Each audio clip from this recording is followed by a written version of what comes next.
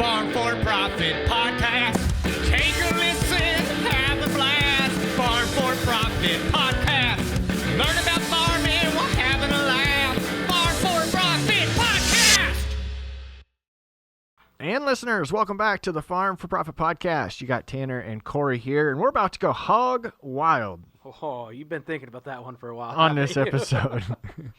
Oh, I'm excited. Just so proud of yourself. I didn't even write it down. That was just the right way to go about it. Listeners, we appreciate you. We appreciate all the people that you've shared us with, that the growing network that you've put together for us. And this time of year for us, we get to have a little bit more fun. We get to throw some cool episodes in there that are maybe off the beaten path for us just a little bit. But ultimately, the request of you is still the same. Please leave us reviews. We just learned our Facebook page has one review. That's it? That's it. One review on Facebook. So go out there, take care of that. Apple Podcasts, send us an email of people that you want us to talk to, because that's how we learned about Rod. So excited to jump into this interview today. Anything else you want to do for opening comments before we get into the topic today, Corey? Oh, you can always call or text us too, 515-207-9640. Tanner likes getting those. Funny voicemails, text messages, reviews. It's always good. It is. It's a lot of fun having you guys as our audience. We appreciate you patronizing all of our partners and providing us the opportunity to have fun while we do this. But now we're going to introduce you to Rod Pinkston. Rod, welcome to the podcast. How are you? I'm doing great. I appreciate you guys inviting me. I appreciate you having a simple name to pronounce, because we don't usually, every once in a while we come across those to where we fail to ask how it's pronounced before we start. Right. But Rod's pretty simple. Yep. And you are the inventor of the mine trapping system. A lot of that came out of my background in the military. A lot of times people ask me why I hate pigs so much. Well, I actually grew up on a commercial hog farm in Illinois. So I first 18 years of my life, I was actually in the Midwest before I came in the military. And I always say, if you scooped as much hog manure as a kid as I did, you would have a hatred for pigs also. Corey, do you hate pigs? Careful how you say this. It makes so much more sense now why you started the business that you do. I am a hog farmer myself, and there are days that there is hatred towards the pigs, and I take my revenge by going to my freezer and well, I'm 58, so a lot of the new technology with having slats and things like that, I remember coming home from kindergarten and first grade and scooping hog manure for 2 hours, before I came and did homework. So a lot of manual labor. It kind of gives me a little bit of justification when I have one in the crosshairs of my thermal scope now. I'm going to tell you right now, Rod, the labor has changed, but it's still a headache in other ways. So, yeah, it's still there. You haven't missed anything. Good. Yeah, I still remember as a kid growing up, and that was my weekend project, was to grind feed for our hog operation. So, yeah, some kids might have got to go off and hang out with their buddies. I couldn't do that until I finished my 10 or 12 loads of grinding feed. Yeah, people always ask me, do you grind your own feed for your hogs? Well, we got a 4,000 head space. So just this week alone, I think I've ordered 4 full semi-loads of feed. Yeah, that's quite a bit. That's all I would do. I wouldn't have time for this, that's for sure. That's right. So, Rod, I want to get more into your background before we jump into what you're talking about. You said you got a little bit of military, but let's go back and talk more about little Rod as you made it to where you've gotten. One massive problem inside of the ag industry today that a majority of people don't actually want to talk about is the simple fact that easy access to capital and financing drives dumb business decisions. Now, think about this. This is something we've dealt with over and over again inside a legacy farmer, working with hundreds of family farm operations over the past 5 years. The number one thing that has gotten these operations into trouble in that time frame was easy access to capital, cheap interest rates, and just the ability and opportunity to buy things that they don't necessarily need or that the operation can't can't financially support. And this is why they're coming into legacy farming, because we're helping them go from a place of chaos and disorganization when it comes to their operation financially, where they don't have the clarity in making any decisions, to a place of confidence and absolute clarity, so we can simplify the big financial decisions, so that we're no longer making these massive financial decisions based off of greed or easy access to capital. Everything is strategic, everything is sound, and everything is well thought through. So if you want to learn how we do that inside of Legacy Farmer, go to legacyfarmer.com and sign up for a free call with our team today. Well, I actually, grew up on a commercial hog farm. So a lot of times, my dad changed the way that we did things based off of, what fat hog prices were or feeder pigs. But what I can remember with earliest is that I've got all kind of pictures, in my album of me being in the barn, when I'm a year and a half, 2 years old, with cattle, with pigs, with sheep. And one of the things I remember my dad always used to get a kick out of is that we had a farrowing house when I was about 5 years old. And we probably had 30 crates, in one part. And then whenever we would take them and about 8 weeks old or so, we'd put them in a nursery. And now I understand it's a lot younger than that. But one of the things that my dad always used to showcase to people whenever they came out to the farm was, hey, Rod, go ahead and start grunting. And so at 5 years old, I could grunt with my voice and make all 30 sows lay down in the farrowing house and start nursing. And of course, everybody'd always get a big kick out of that. So, I really, a lot of the things that I associate with being good at what I do now all came from really my life experiences. All these type of things, I don't teach in college. There's no way that you can understand all this stuff. So, I've really only had, 3 jobs my whole entire life. My first 18 years, I grew up as a farmer on a hog farm, livestock farm. And then 24 years in the Army as a soldier. And then, went right into owning my own business with doing feral pig control in the United States. So those are only 3 things I've done. So I've always been told if you're going to do one thing, you better be good at it. So that's what I've tried to focus on. 24 years in the Army. First off, thank you for your service to our country. That's amazing. That is 24 years is that's a quarter of someone's life nowadays. Yeah. That's a big commitment. What did you do there in the Army? Well, it almost seems like every 18 to 20 years I get I do one thing and move on to the other. So 18 on a farm, 24 in the Army. But I started this business about my 22nd year. I was in normal combat units. My first 14 years, I got several times. My wife and we got married when I was in the Army after 1 year. And if you want to hear a Cinderella story, my wife was actually my high school sweetheart. Oh, wow. We were our school's prom king and queen. And 39 years later, we're still married. So that doesn't happen very much these days, it seems like. But anyway, about year 14, I'd been deployed to Desert Storm, came back, and whenever Bosnia broke out, we were one of the first ones that were in there, and that was like 9 months. And so, my wife's always been the type that, you can't control necessarily. You get a phone call in the middle of the night, and I roll over and kiss her goodbye. I don't know if I'm going to be gone for, 6 days or 6 months. It's just kind of the stuff that military spouses have to put up with when they're in the military. But whenever I came back from Bosnia, one of the things that I loved to do was I love to shoot, trap, and skeet. And United States is the only country that's taken like Olympic skeet and Olympic bunker trap, and we've dumbed it down to something that we can shoot 100 straight. But when I was in Germany, I hadn't even trained. I've been deployed for 9 months. And I came back and I shot a skeet match in Kaiserslautern, which was like a 2.5-hour drive from Bavaria where I was at. And I won the skeet tournament. And there was a retired lieutenant colonel from the Air Force walked up to me and said, "Hey, you're a great shooter. You ever think about shooting at the Army Marksmanship Unit?"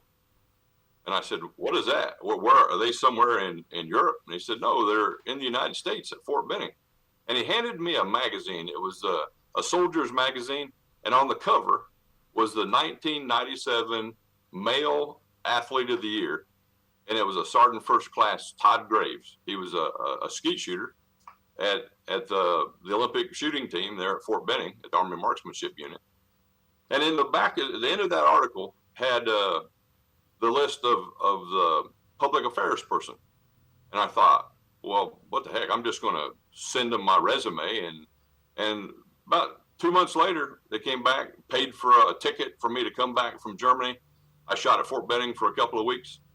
But the problem was I actually had done such a good job in my military career that I was getting promoted. Oh. And I was getting promoted to E8, Master Sergeant, First Sergeant. And there's not any E8 shooting slots. So the coach of the team, Burl Branham, civilian, he said, I really like the way that you, a lot of the athletes, they got big egos. But, me being promoted to Master Sergeant and they're all lesser ranked, I had that advantage to keep everybody under control. So I was the only non-commissioned officer in charge of any team that actually performed and competed also. So I felt like I had an advantage of being able to design things because I understood, by being a shooter myself, what it required to develop world-class athletes. And one of the things that I'm most proud of, I think it was maybe 2001, I shot the Georgia State Sporting Clays Championship. And there's this 12-year-old kid on my squad. And, a lot of times when you're shooting shotgun, if you look too far back to the machine, when the clay target comes out, it looks like it has a tail about 5 feet long. So you kind of got to put your eyes out to where you can lock on the target. And that depends on where you hold your shotgun and when you're going to make the shot. And this little 12-year-old, he was breaking targets where they stopped becoming a blur for me. But he'd drop a pair, he'd break a pair. And I said, Vinny, can you see the target or are you shooting at a blur? He said, no, sir, I see the target. And, he was 12 years old. He had a lot of things that he was still working on, but I was just like, this guy's got terrific hand-eye coordination. So I give my business card to his dad. And I said, how about bringing Vinny by our Olympic ranges when he gets out of school this summer? He's got great hand-eye coordination. I'd like to start working with him to be an Olympic skeet shooter and to shoot international skeet. And his dad actually said, what is international skeet? What's the difference between it and American skeet? I said, don't worry about it. I will explain it whenever you get there.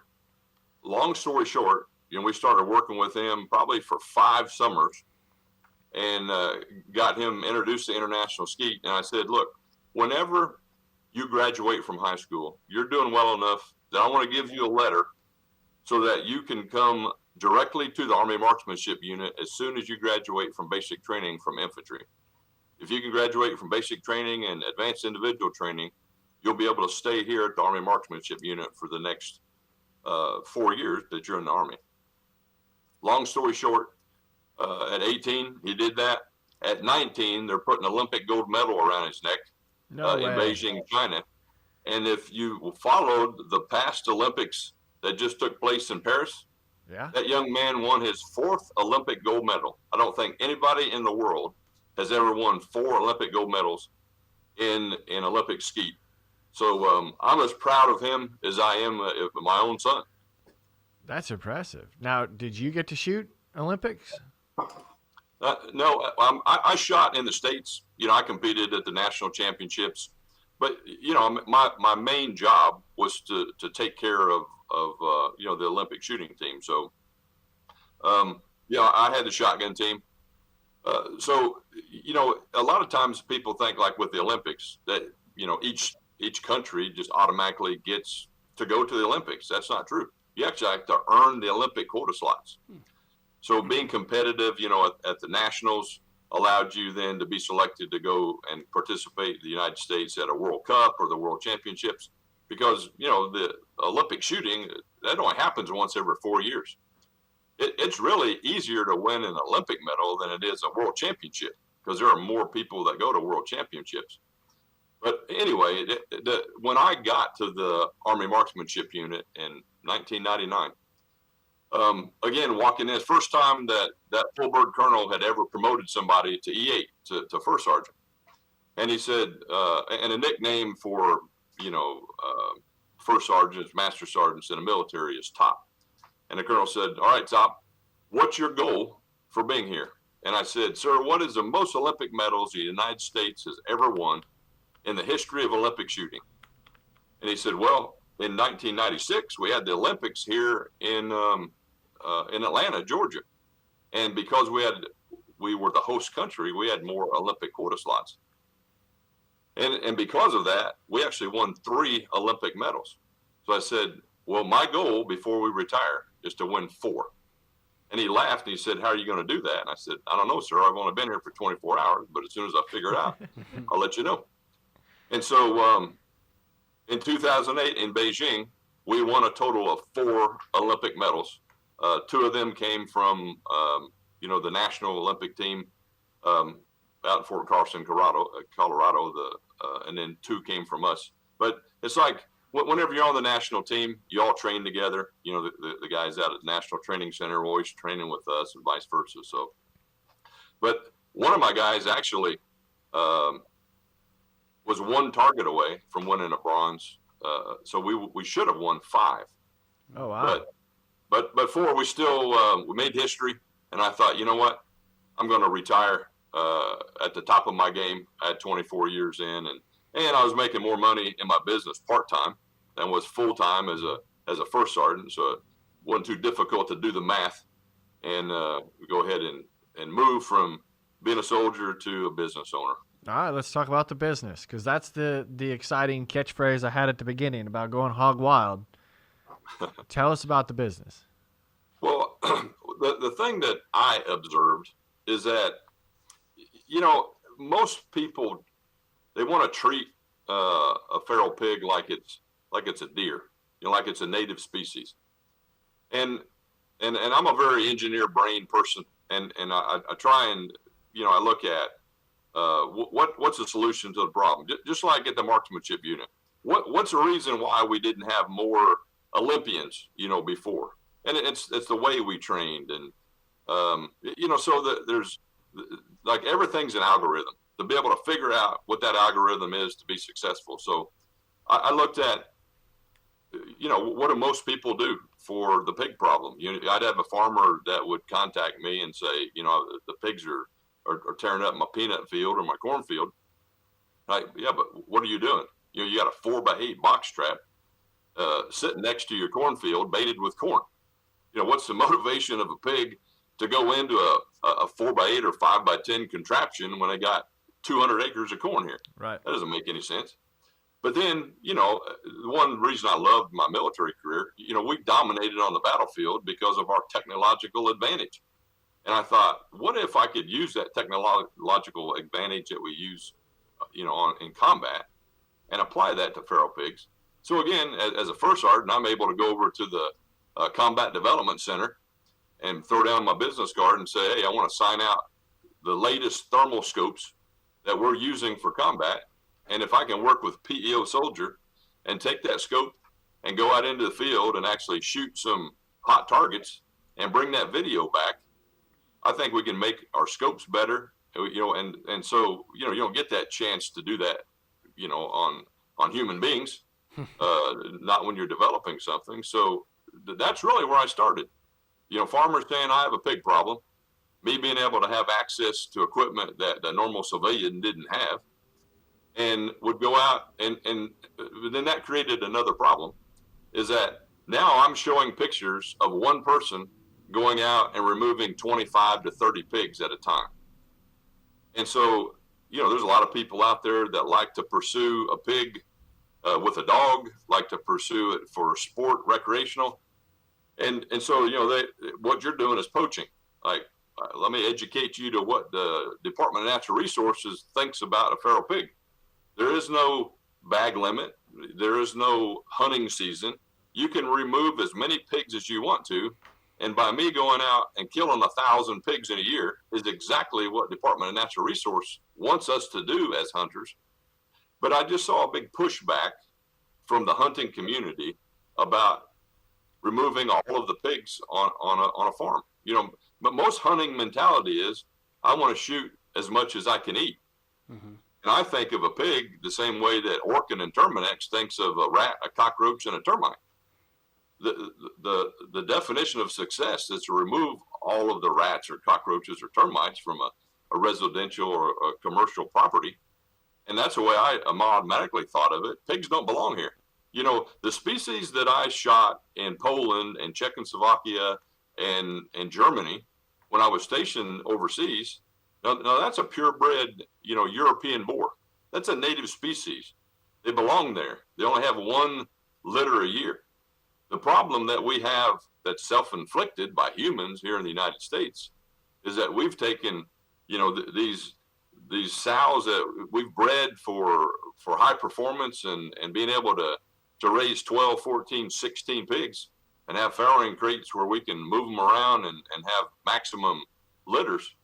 Well, those same pigs are being turned loose by humans, and it's causing a problem. There's no natural predators in the United States to be able to get rid of pigs. Humans are the only thing that can do that. So I probably spent a lot of the first 6 to 8 years just getting over the hurdle with the average human out there that's a hunter that thinks, you know, just look at how we control, you know, whether it's turkey or quail or deer. We have a hunting season. We have a bag limit.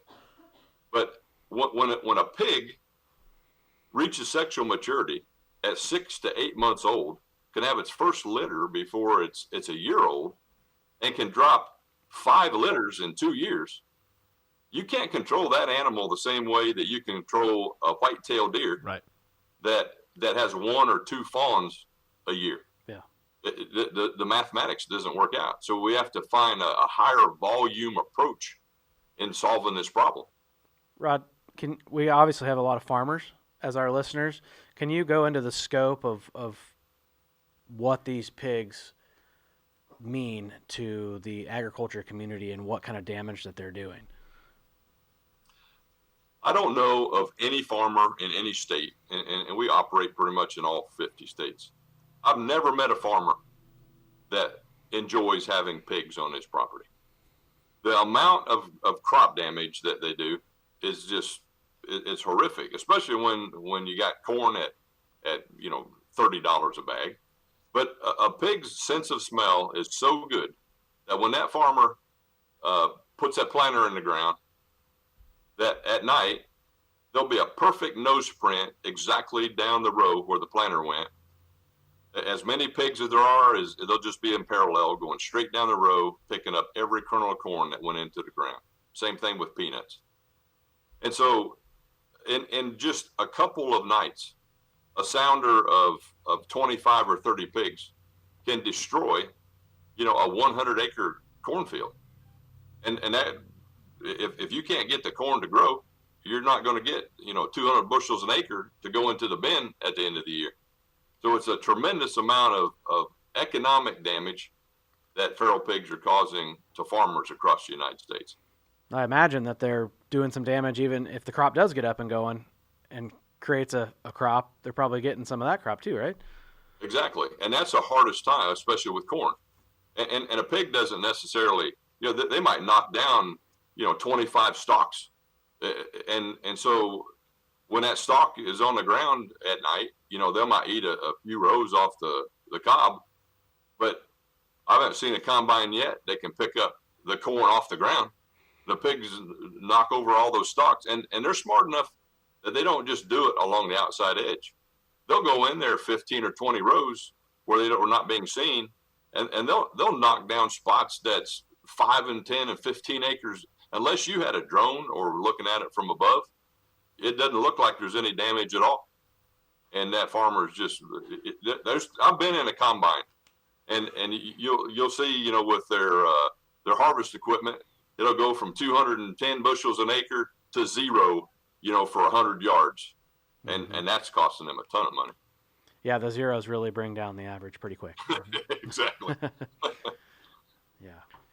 So, like you kind of led into, though, your approach is different than, like you said, a hunter that's going to track and kill one, or the volumes of where you're one person taking down 25 animals, but your invention stemmed beyond just using the technology that you had access to. You've got a method now that can clean house, right? So in 2006, we started as a hunting company where, I think most men in the United States have always wanted to be a soldier, a member of law enforcement. And for the first couple of years, our business model was, let's put combat thermal scopes, semi-automatic rifles with thermal scopes in front of people that want to have this experience. But the problem therein lies is that, I can take myself and a couple other guys from the Army Marksmanship Unit that competed for a living. I can walk into a sounder of 20 pigs with 3 shooters. And if they're 100 yards from the wood line, 3 good shooters can knock down 15 or 20 pigs. The average dentist or doctor or lawyer from Connecticut, Or podcast co-host. they don't have that same skill set. So, they're throwing lead downrange. They'll want to empty that magazine and all 20 bullets went downrange and there's one dead pig out there. And we start sitting around the conference table saying, this is not the solution to the problem. Yeah, it's a lot of fun, but we need a way that one human being can be more efficient and that only take a couple hours of labor, where maybe you can get rid of all of those with 2 hours of labor.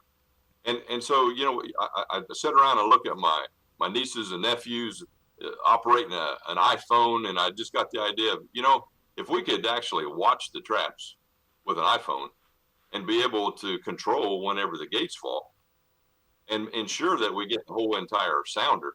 And for those of you that don't understand what I'm talking about with a sounder, it's like when you talk about a gaggle of geese or a murder of crows, it's a sounder of pigs. Mm-hmm. So the goal, it's not a pack, it's a sounder. Or herd. A herd. Yeah. So the goal, we coined the phrase of whole sounder success. And so if you go back to our military background, if we're going to set up an enemy ambush on a convoy, every time that we do that, we just don't randomly just set up an ambush. We actually have to have some reconnaissance and gather intel. How often does this convoy come through here? How many vehicles is it? How many personnel? How many crew surf weapons? We know all that before we ever set up the ambush.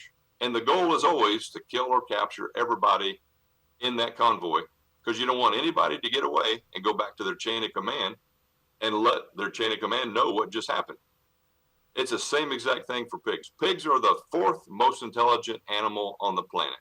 And if you introduce a process or a product and you don't get the whole sounder, they're just as smart as any Taliban or Al-Qaeda that we ever went after.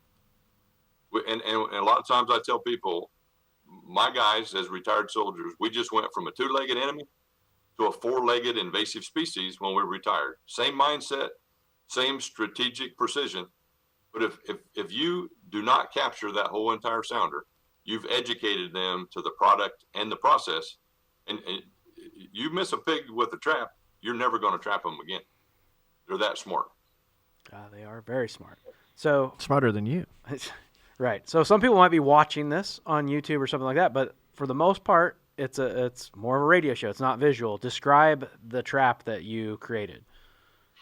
Well, that's often the biggest problem that people create, is that everybody wants. I have a saying: just because you have enough money to buy a helicopter doesn't make you a trained pilot. Just because you have enough money to buy a $4,000, $5,000 trap does not make you a trapper. So again, back to the analogy that I just used with an ambush. You have to know how many pigs are in that sounder. So if you go and build a trap, and especially if an adjacent landowner or farmer has used a a small box trap, and the pigs are conditioned to that panels and metal out there being something negative. You don't know how many pigs are in the sounder. They're not just going to go run into the trap. It's not a pig magnet. So for us, we have what we call a capture success matrix.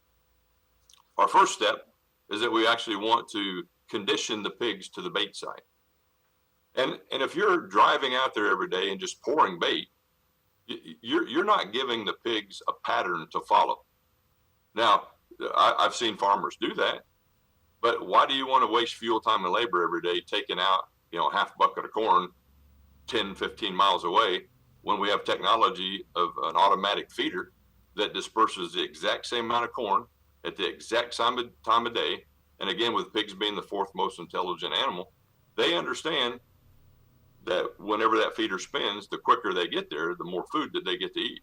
So the first step is we want to condition pigs to a bait site, to an automatic feeder that spins at dusk. So when it starts getting dark and they hear that noise, then they come to the feeder. And when we see that multiple nights in a row, and we know that it's the same 19 pigs that's coming to that food source, now we can begin step 2 of the capture success matrix, where we want to condition them to the trap. And so our definition of success is always, if there's 19 pigs in step 1, we don't want to drop the gates until all 19 pigs are inside. Now, it's my name that's on the patents. However, I'll be the first to tell you that you cannot trap every single pig that's on a property, especially those old matriarch sows. They're smart enough. Sometimes there's 19 and I'll see 18 pigs, all the other sows, but that one matriarch is standing outside. So if we see this, we're not going to drop the gate on 18 and then educate her, but I want to slip in there. Not only can we control our gates with our cell phones through our Jager Pro app, but we also have handheld on-site transmitters where we can push a button. And so some of the videos of a recent project that I just finished are going to show just that. I will take that on-site transmitter, put it on Velcro that's on the forearm of my AR-10 rifle, and I have trained myself that I can push the button on that transmitter and pull the trigger at the exact same time. So if I have 18 pigs inside and a sow outside, I'm dropping the gate on the 18 and I'm putting lead through the 19th one that's outside. I only can count 18 of 19 for trapping success, but I had 19 of 19 whole sounder success. And that's where it takes more of a military strategic operations in order to have whole sounder success. And I know from growing up on a farm, most farmers, most landowners, you don't have time to do all this. You're spending 24 hours a day, planting a crop, nurturing it, harvesting it. You don't have time to deal with, this four-legged enemy. I was just going to ask, it's a service that you provide. That's not something to where you have Corey buy a trap from you and do that themselves, or can we buy traps too? Farmers, protect what matters most with Sukup Manufacturing. Proudly family-owned and made right here in the USA, Sukup is your go-to innovator for grain bins, dryers, and other grain storage solutions designed to keep your hard work safe. Corey, how did your bin site run this fall? Flawlessly. Our fall was fast and furious. We didn't have to dry any corn, so I didn't have to use my mixed flow dryer for drying. But I did use it to meter out grain into my air system because we don't have a leg. So that worked great. All the electronics worked great. The bins worked fantastic. The fans worked great.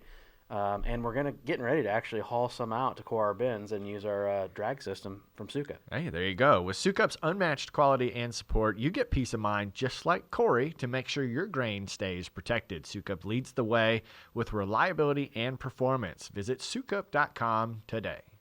Yeah, the last 18 years of us being in business, that's what farmers and landowners want to do. I mean, you guys know, farmers want to do it themselves. But let me use this analogy. Could you imagine if you had a termite problem in your house and you think, well, you know what? I'm going to go to an extension meeting and I want to learn about the history and biology and ecology and disease of termites. Then I want to go to Soil and Water Conservation District meeting and learn about the best management practices of termites and do it myself. You're not going to do that. You're going to pick up the phone and call a subject matter expert to get rid of the termites. And so in the Farm Bill, I don't know if our audience understands, there was $75 million in the 2018 through 2023 Farm Bill, $75 million specifically for feral pigs. Really? Now, the problem is half of that money, $37.5 million, went to USDA Wildlife Services, and the other half went to USDA Natural Resources Conservation Service. Oh. So NRCS purchased our technology. Wildlife Services then used that technology, and they claimed that they had a success. But this is how the federal government measures success. And if I come off like I'm not a big fan of academia and the government, it's because you're right. Private industry is so much more efficient at everything than the federal government. So if USDA, they might track their success, their version of success this way. They spent $2.6 million on this state project and removed 8,000 pigs from 100,000 acres. That's how they report it up to Congress. And, you know, a congressman that doesn't know any better is like, wow, you killed 8,000 pigs with $2.4 million. My question to them is, you killed 8,000 pigs out of how many? And they can't answer that question. Private industry can answer that question every single time. In fact, what I try to do whenever I'm doing a project, whether it's a city contract here of Columbus, Georgia, which is the second largest city in the state, or I'm doing 5,000 acre project for a farmer or landowner, I'm going to tell that farmer, I got 19 pigs that's coming to your bait site. We're going to move in and build this trap tomorrow at lunchtime. And our goal is 19 pigs. And as soon as we drop the gate on 19 pigs, that's why you see on all of our YouTube videos and every picture that's on our website, we lay out the pigs, dress right dress, largest to smallest, and we take a photo. And it doesn't matter if we made that capture 30 minutes after dusk or if it was 1 o'clock in the morning, those pigs are euthanized within 60 minutes of us dropping the gates. We're going to lay them out, and that texted photo is going to go to the landowner, the farmer. It's going to say exactly how many sows versus boars, how many juveniles versus adults, how many males and females, how many, we'll do a necropsy on every pregnant sow. I want that landowner to know we did exactly what we said we were going to do. And had we not been successful, this is how many fetuses would have been born and hit the ground, you know, in a week, in a month, in 2 months. And so a project that we just recently finished, I killed over 800 pigs on that project myself. And in those 800 pigs that were removed, there were 350 plus fetuses that we removed before they actually hit the ground. And I can tell you from doing this for 18 years, it is much simpler to remove those pigs before they're born than it is to wait until they're born and then try and trap or shoot. Right. And so everything that we do is all about what is the most efficient way to remove the whole entire sounder using the least amount of fuel, time, and labor. And that's how we measure success. And nobody else out there is doing that. Everybody else wants to just build a trap. When pigs go in the trap, they drop the gates and they say, this is how many pigs that we killed. Well, again, if you're just dealing with a dumb animal, that wouldn't be a big deal where you just open the trap and catch the rest the next time. But that's not what's happening. You're educating those pigs to avoid that in the future. And that's whenever I hear a farmer or landowner or somebody else that is having a problem say that it's impossible to solve the feral pig problem, I always correct them and say it's impossible to do it the way that you're doing it. It's not impossible. We've been showcasing for 18 years exactly what whole sounder success looks like. And so now, if you look at, if business is all about people, process, and product, Jager Pro manufactures the best hog trapping product in the United States and distributes it. Now we've created another company a hog control academy that trains people the whole sounder process in order to be able to remove pigs using our products. And it doesn't matter what product. I mean, we happen to manufacture a corral trap, a suspended trap. There are net traps out there, box traps. The Hog Control Academy will train all of those. Our goal is to train 10,000 private industry hog control professionals in the next 5 years. And then that way, a farmer does have a professional to be able to pick up the phone and call, just like Orkin and Terminix. So that's what we've learned in the last 18 years. Not everybody is best suited to be able to have whole sounder success. I mean, it's a reason why they sent in SEAL Team 6 to get Osama bin Laden and not National Guard or Army Reserve. So Corey's over here not paying attention to anything you're doing. I'm watching your videos. He's watching the YouTube. I mean, that is. I mean, obviously, I can see why you've got over 100,000 subscribers. I get the allure of what you're doing and how that works. So, to best describe the traps that we're seeing, it's a round pen. Mm-hmm. Looks like you're using hog paneling and steel posts. So that way, it's not a permanent fixture. Once you've solved the problem, it doesn't have to stay there. And then, like you said, there's a feeder in the middle. That's what you've got your timed feeding coming out of for the corn of the grain. And then it's got the gate that is pneumatically charged or drops with gravity. Anyway, there's a gate that looks like it's about 4 to 6 feet wide. And when it's time to happen, it just drops like a guillotine. Right. And so let me make a couple corrections there. Yeah, please. The panels aren't hog panels or cattle panels or sheep and goat panels. All of those things that are made for livestock, like a sheep and goat panel, a 3-week-old pig or younger can go through a 4-inch by 4-inch opening. A lot of sheep and goat panels are only 4 feet tall. A pig's going to jump over a 4-foot tall panel. A pig's going to jump over a 50-inch or 52-inch cattle panel. 9-week-old pigs can go through the 6 by 8-inch opening that's at the bottom of a cattle panel. So these are a lot of mistakes that a lot of farmers, they'll say, hey, can we just buy your gates? They want to buy our 8-foot wide gate, that's controlled by our camera and a control box so that you're controlling everything on the app.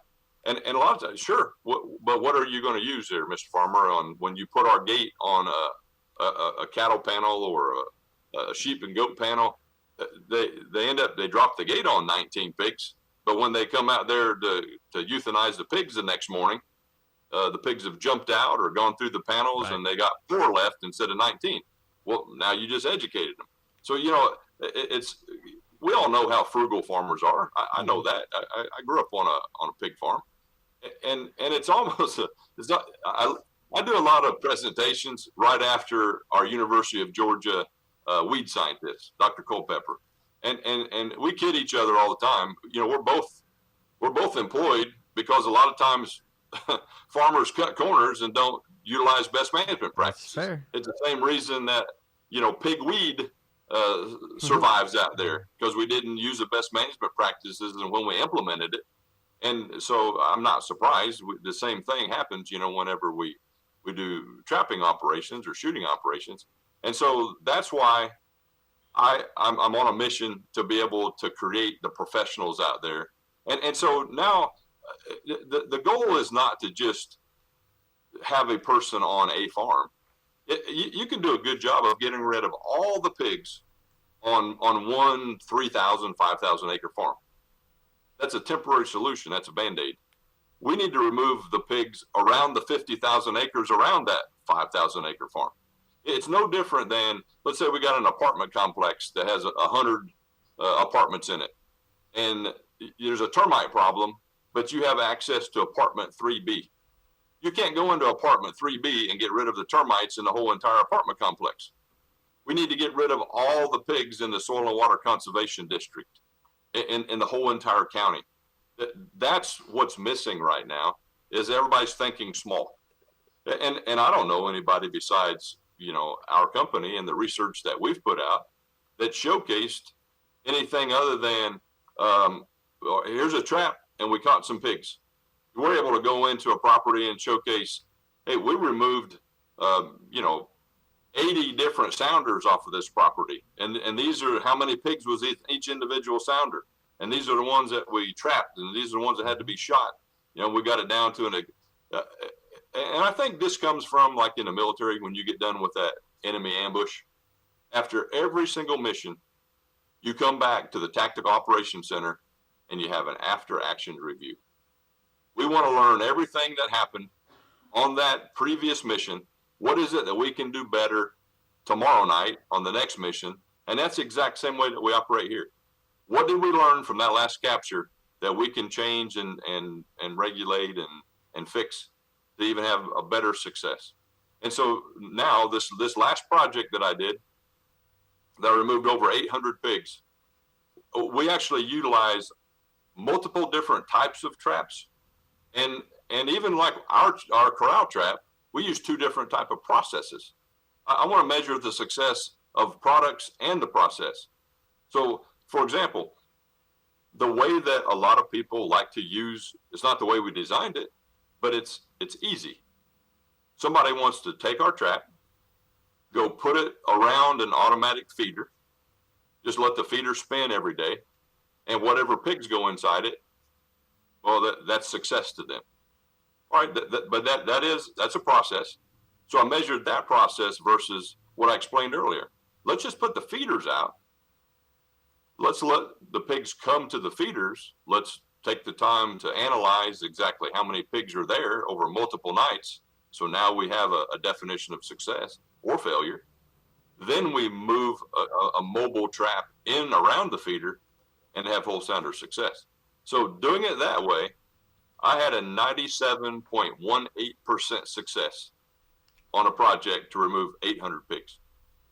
And doing it the first way of leaving a trap there permanently and catching whatever pigs that came in. And that requires a whole lot of more cameras to know what pigs are coming to the trap and avoid it, because you got to count all of them. And we only had an 86% success doing that. Right. Now, a lot of farmers would say, I'd be happy with 86% success. Well, I'm sure you are, but that's not the solution to your problem. That's a reason why farmers say that this problem can't be solved, because they're having 86% success or 65% success. Right. Same thing with Palmer amaranth with pigweed. Mm-hmm. You can't have 65% success, with any type of a herbicide and say that you've solved your problem. So why is it any different with pigs? Right. Right. Now, if 86% of our audience told their friend to go download this episode, we would probably consider that success, but we'd rather have 97.1 or 8 or whatever that number was. So on these reconnaissance, you're using like a cellular game cam type deal? Is that? It's actually a cellular camera that is our product. Okay. We've got multiple products. Some of them, we were one of the first companies to bring cellular into the market back when it was still 2G, when coverage was horrendous and super slow. I look at us as a technology company, not so much as a wildlife control company, because the technology is what allows us to be super successful. But you don't want to use, an expensive camera if you're going to have to put it out on feeders. You just want a basic cellular camera that we can control through the app if we needed to take another picture, to verify. So those photos coming back gives us real-time information.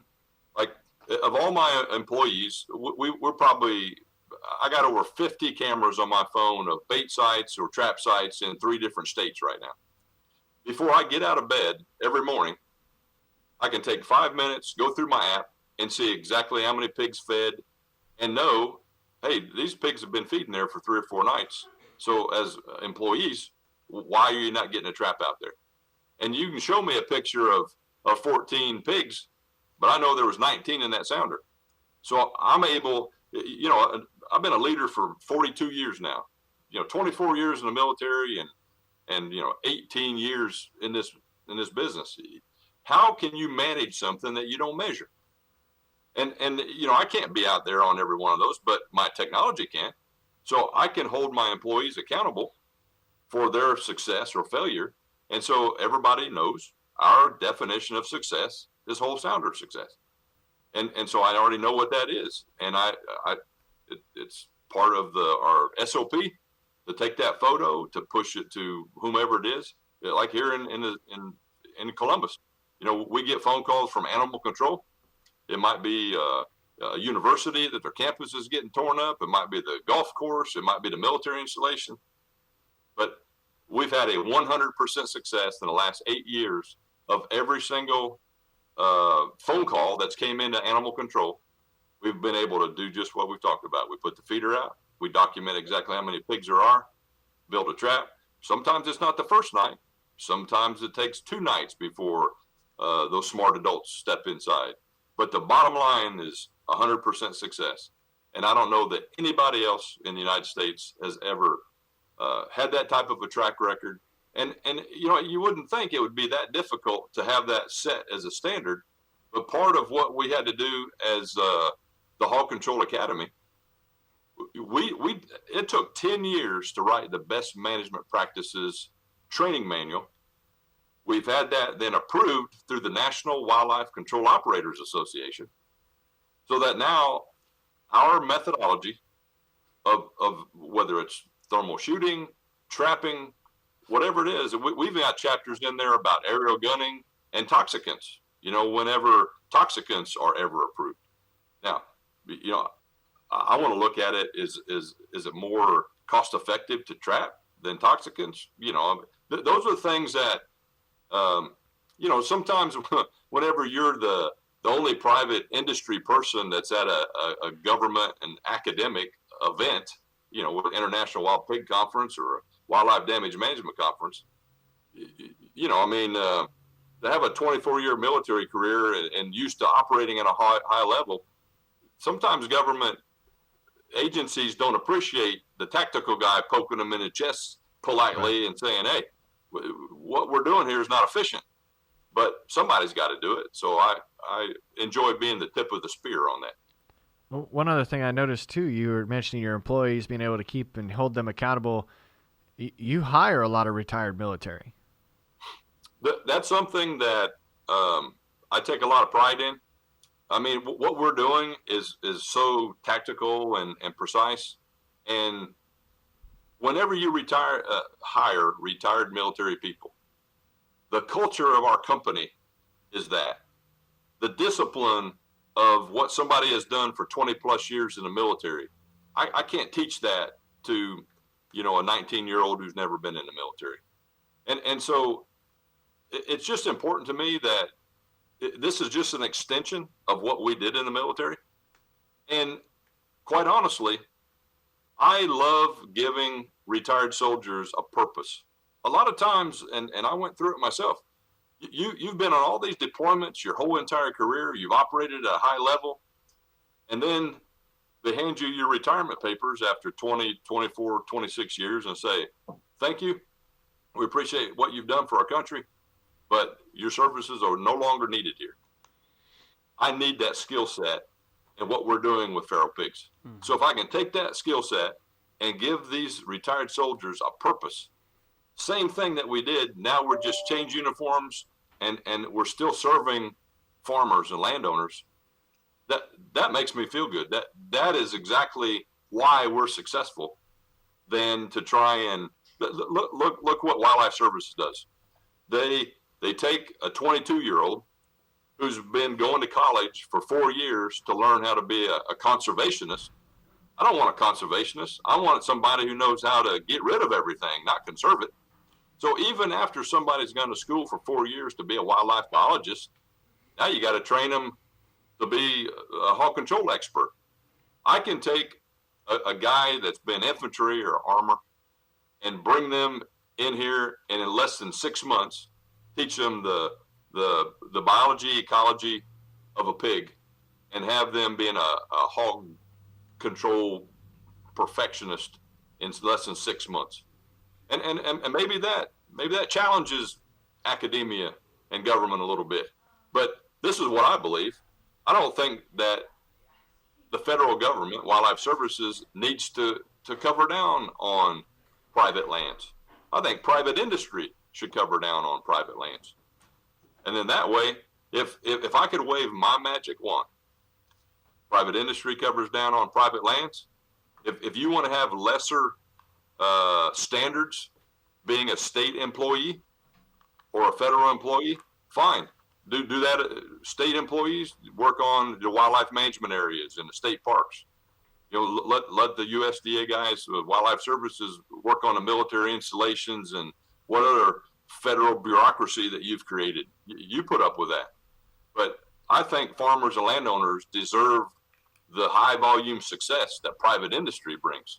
And the good thing is, if you have somebody who hasn't been trained and certified to be a whole hog control operator that's giving you whole sounder success, that they can't provide the photos to back up what they're doing like we train, then fire them and get somebody else who can.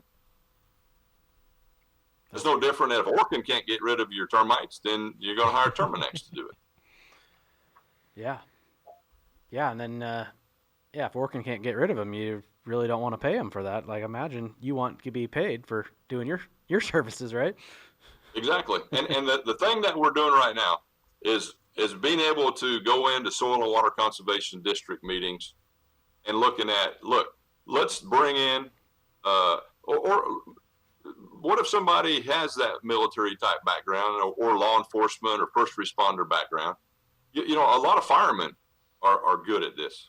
And a lot of times they work 2 days, they're 2 days on and 2 days off. So I would rather go now into a rural area that's having a pig problem. And so how many acres are we talking about? Is there 100,000 acres there of pig problems, 200,000 acres? So now let's train and certify a private industry person to cover down on 20,000 acres at a time. And so if it's 100,000 acres, I need 5 trained people. So it doesn't matter about individual landowners. If that one guy is covering down on 15 landowners that has the 20,000 acres, now there's a solution to our problem. He's not just worrying about what's going on that property, and the farmers and landowners, they can share the cost of the labor. Right. Of all that. So, I mean, do I care what kind of pesticide that Orkin or Terminex uses when they come, or no? So it's up. Farmers shouldn't be worrying about what kind of trap to buy based off of what it costs, or can they pick it up, or you think you're asking the wrong questions if you're a farmer. That's not. You should be looking at what's the most efficient thing to solve my problem. Right. They need to hire a Jägermeister. That's right. Did you know that? Did you know that Jägermeister meant that? I did not know until today. No. Jägermeister. You know what Jägermeister actually translates to in German? What is it? Jaeger in German is hunter, and Meister is master. So a Jägermeister is a master hunter. If you ever notice on a bottle, there's a big red tag on there. Tag, yeah. That's the symbol in Germany, for a Jaeger. So I spent 7 of my 24 years living in Germany, studying with Jägermeisters and Forstmeisters. So it kind of gave me a whole different background on, a more professional way to approach this problem here in the United States. Nice. Our third co-host is here, and He's just being being a creep. Being a creep behind the glass.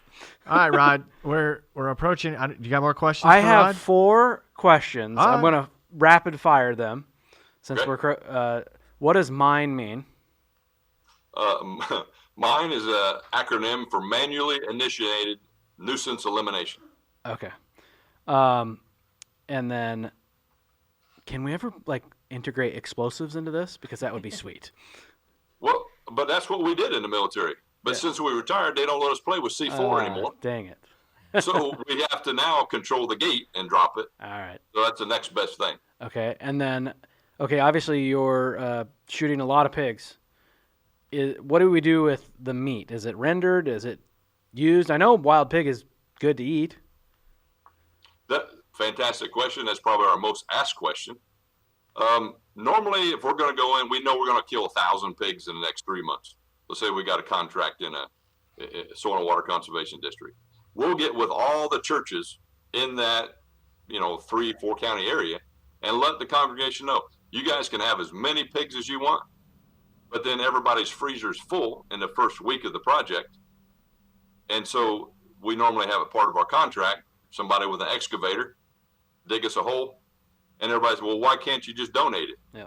Because there's so much disease, swine brucellosis, pseudorabies, trichinosis, all the things that if you don't cook the meat to 165 degrees, you're going to have a problem. Mm-hmm. And so we can't get sued for being a good Samaritan.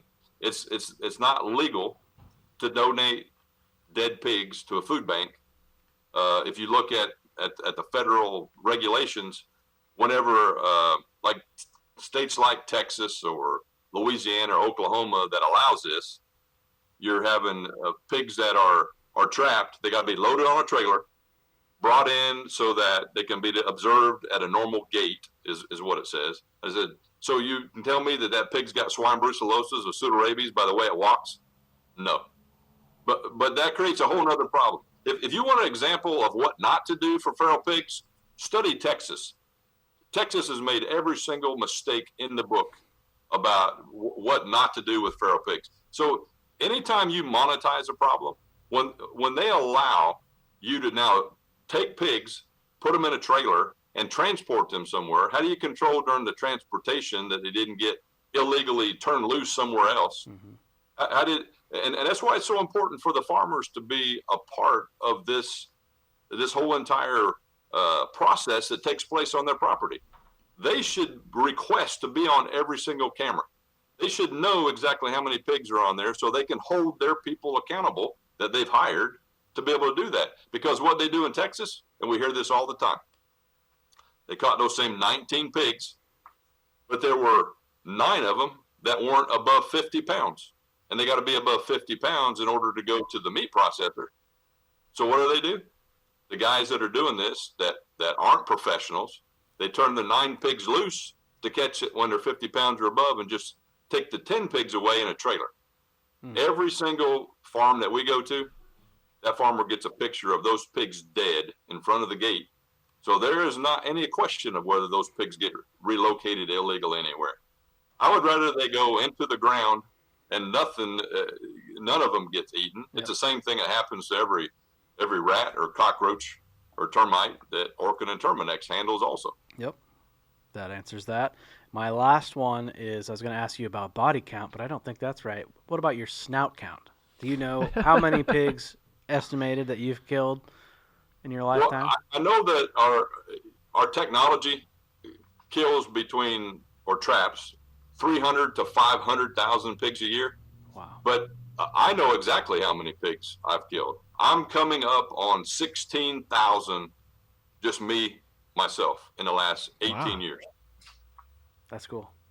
And when you study, just like this 5,000 acre project, when you study 4 and 5 terabytes of video and look at everything that goes into creating, the videos and training, other professionals to be able to do that. I look at growing up on a farm, understanding their vocabulary, spending 24 years in the military, understanding all the technical, tactical things, and then 18 years of doing this. There's nothing at all that I could have done that would have prepared me better than my life experiences of what I've done. And I have a passion for this. I love going into a farm where that farmer is at their, it's just so upset that they can't plant that 100 acres down by the river anymore, that they're getting ready to put it into pine trees. Please don't do that. Don't let the pigs dictate what's best for your farm. Mm-hmm. Have a professional, get rid of all of them, not on just your property, but all of your neighbors' properties too, so they don't migrate onto yours. And so that's what drives me every day. I love making farmers happy and allowing them to finally do what their property that they've been wanting to do for the last 20 years. And they don't realize that there is a methodology and a process that can actually solve that problem. So that's what drives me every day, just to be able to let farmers do what they're supposed to do and not have to worry about this 4-legged wrecking machine here. Right. It's been eye-opening and watching the videos on Corey's computer. So not only do you have a YouTube channel and you've got a website yourself, but before we wrap up, you also are on TV, correct? I actually thoroughly enjoyed that. The same property that I just finished removing 800 pigs from, I videotaped all that in 2017 and 2018 that we put on RFD TV in 2019 and 2020. And then because of the pandemic, it stopped, season 2. Yeah. However, that's something we become the number 6 show on that network in the first 10 weeks. But I will tell you that it took us 2 years to actually get that contract.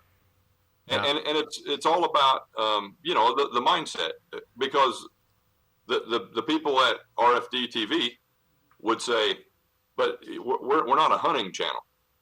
I said, well, great, because we're not a hunting company. Right. We're a pest control company. What makes us any different than what's being done, to corn rootworms and soybean aphids? It's a pest that's destroying the crop. They're just 150, 200 pounds. Yeah. And so they kept saying, look, this isn't going to fit our audience. And so I think it was the NRA show. I said, the NRA show was in Nashville. Let me stop by your headquarters. I have a 5-minute video. If all your executives watch this 5-minute video and tell me that we don't fit with what it is that your network viewers think is important, then you'll never hear from me again. They didn't even get through the whole 5 minutes and said, this is perfect. This is exactly, Yeah. You want to say, what do you think I've been trying to tell you for 2 years? Yeah. But you shake their hand. Thank you for the opportunity. And so I thoroughly loved doing the television. And one day when I'm no longer owner of Jager Pro, I want to continue to educate people and train people, on YouTube and television, because I really love doing that. And really, to have all those cameras and to watch the behavior of pigs and why they do what they do, that's something that's not been documented very much. You have a lot of people that have copied us that are showcasing pigs being trapped, but you have no idea what percentage of pigs. Right. The methodology is not there. The attention to detail is not there, and so there's a higher level of success that has to be showcased, and that's what I'm all about. No, that's great. Well, we appreciate you taking the time to educate our audience. That's been absolutely fantastic on our side of things. Corey, you had a questions? Just the last one is, if people want to get a hold of you for your services, or maybe want to go through your training program, how do they do that? 2 ways. Our phone number is 706-718-9789.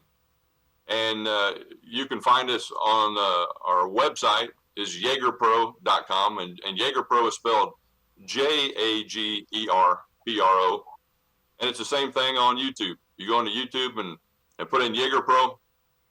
We've got over 200 videos and I think 108,000 subscribers now. So you can tune in there but I warn you, you start watching video, you might lose a couple hours because you'll just get so enthralled with what's going on. Yeah, Corey's on board with that. Yeah, he would agree. That's pretty cool. Well, good. This hour disappeared really fast. So, Rod, we thank you so much for being a part of this and sharing that information with everybody that listened. Thanks again for the invitation, guys. You bet. All right. And listeners, until next time, have a good one.